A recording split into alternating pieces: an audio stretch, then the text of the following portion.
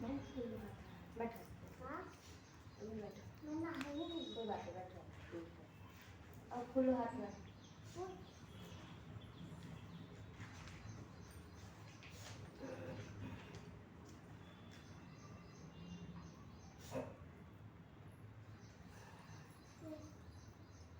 नहाई नहीं है।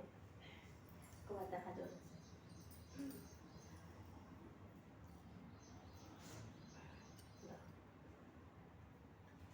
तुम्हें लो कथा सुनो सुनो बस सब ठीक है कथा। भद्र देश के एक राजा थे जिसका नाम अश्वपति था।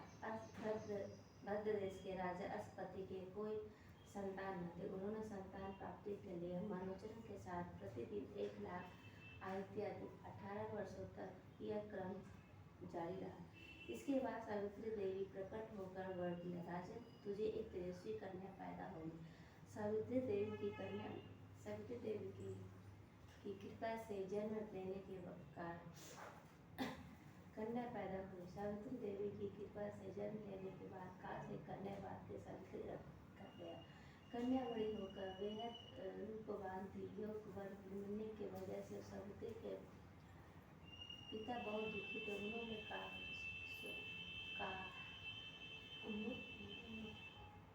स्वयं पर कोई वर तलाशने भेजा। प्राप्ति तक कन्या बनने लगी। वहाँ सर्व देश के राजा क्रुद्ध रहते थे क्योंकि उसका किसी भी राज्य छीन लिया था। उसके पुत्र सत्यवान को देखकर सावित्री के पति के रूप में उसका वर्ण किया। ऋषि राज नारद के जब यह बात पता चली तो राजन यह क्या कर रहे हो? आप सत्यवान गुणवान हो, धर्मात्मा हो और बलवान भी हो, पर उसकी आयु बहुत छोटी, वो अल्पायु, 1 वर्ष के बाद उसकी मृत्यु हो जाएगी। ऋषि नारद की बात सुनकर राजा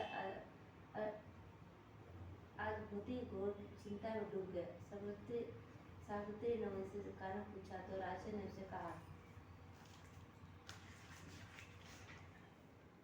तुमने जिस राजकुमार को अपने रूप में चुना है वह अल्पायु, वह किसी की अपना जीवन स्वही नहीं बनाना चाहिए। इस पर सावित्री ने कहा कि पिताजी, आर्य कन्या अपने पति के एक ही बार वर्ण करते हैं। राजा एक बार आज्ञा देता है और पंडित भी एक बार ही प्रतिज्ञा करता है और कन्यादान भी एक ही बार होता है। सावित्री हट करने लगी और बोली, सत्यवान से विवाह करूंगी। राजा अपने पति के सावित्री का विवाह सत्यवान कर दिया। सावित्री अपने ससुराल में पहुंचते ही अपने सास ससुर की सेवा करने लगी। उसी समय बीतता चला गया। नारद मुनि ने सावित्री को पहले सत्यवान की मृत्यु के दिन पर बता दिया। स्वयं दिन जैसे जैसे कब्र आने लगा सावित्री अधिक होने लगी।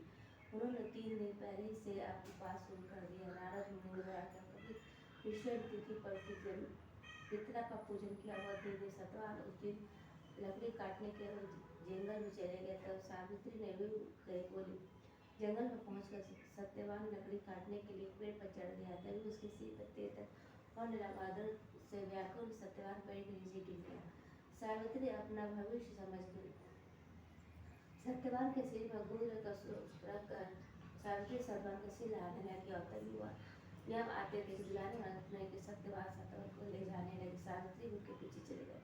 यमराज ने सावित्री के समझाने की कोशिश की कि उसी विधि विधान लेकिन सावित्री निष्ठा और सचेतन के उपदेश दिया। यमराज ने सावित्री से कहा कि हे देवी, तुम धन्य हो, तुम मुझको कोई भी वर मांगो। सावित्री ने कहा कि मेरे सास ससुर वनवासी और अंधे हैं, उन्हें आप दिव्य ज्योति प्रदान को। यमराज ने कहा जाओ अब लौट जाओ। लेकिन सावित्री अपने पति को पीछे चलती रही। यमराज ने कहा, देवी तुम वापस चले जाओ। सावित्री ने कहा, अपने पति के पीछे चलने के लिए मुझे कोई परेशानी नहीं, पति के पीछे मेरा चलना कर्तव्य है। फिर से उसने एक बार सावित्री को कहा। सावित्री बोली, हमारे ससुर का राज छीन गया, उसे पुनः वापस ला दिया। यमराज ने सावित्री को भी यह भी वरदान दे दिया, और कहा तुम वापस लौट जाओ। लेकिन सावित्री पीछे पीछे चलती रही। यमराज ने सावित्री को तीसरा वरदान मांगने को कहा। इस पर सावित्री को 100 संतानों और सौभाग्य वरदान मांगा। सावित्री ने यमराज से कहा कि प्रभु एक पतिव्रता पर पत्नी हूँ और उसे मुझे अपने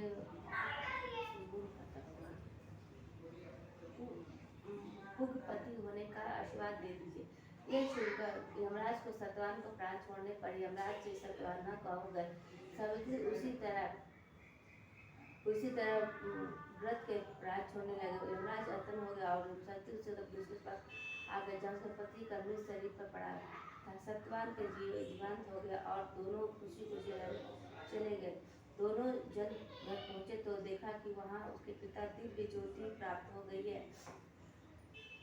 इस प्रकार सावित्री ने सत्यवान से उनका कर्तव्य सुख भोगते रहे। अंततः भविष्य करने पर वह प्रथम संसार उचित भोजन करने के लिए साथ ही अन्य विधि प्राप्त कर रही है। वह सत्यवादी व्रत करने लगी। इस कथा को सुनने से उपवास और वैवाहिक जीवन साथी को किसी भी प्रकार का कोई भी संकट आए तो यह टल जाता है। इस प्रकार का सावित्री व्रत कथा समाप्त हुआ।